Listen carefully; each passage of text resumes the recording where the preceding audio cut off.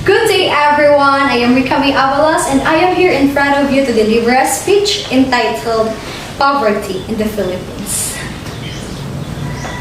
Amid the corruption, poverty, and injustices, our country, the Philippines, still worth dying for. Yes, that is true. From the moment we opened our eyes, we knew that we belong here for we are Filipinos. Have you ever judged a whole family just because the behavior of one of its members? Did somebody tell you it was wrong? Must I say, it is indeed wrong. In our history, certain people shed their blood for the sake of our country. So why can't we do the same? It is because most of the citizens, especially politicians, are not doing well in their responsibilities in our country. Or it is because we feel like nationalism had worn out already to most Filipinos. Either way, it is still not reasonable. I want everyone here to close your eyes for a moment and try to imagine what I am about to tell you. Imagine yourself living next to a garbage dump, waking up every morning knowing that there is nothing you can do with your life but try to survive.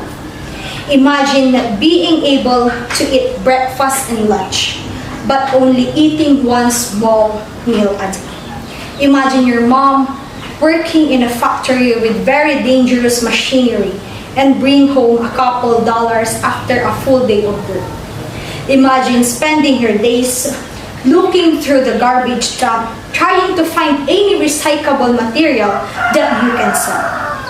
This work is very dangerous because of the environment. They are at risk of many diseases such as pneumonia and tuberculosis.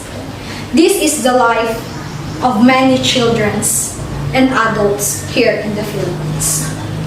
Our country nowadays faces many issues, one of which is poverty.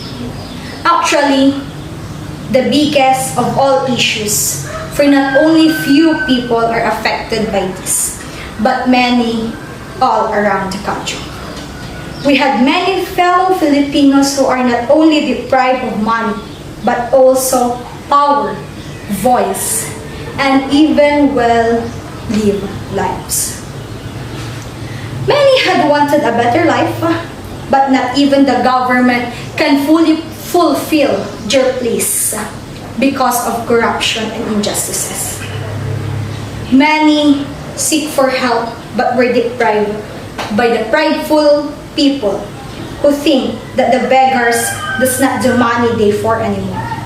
How wrong they could be. How wrong they could be when they say those who opened their palms to ask for money could not just use them to work hard to earn.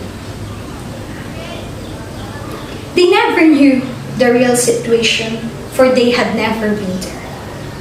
And every time our politicians and our leaders ask for cooperation to make our country better, some would complain just because they knew the corruptions they made.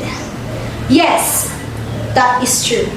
Some politicians are corrupt, for they are not perfect. And that is why they ask for our help.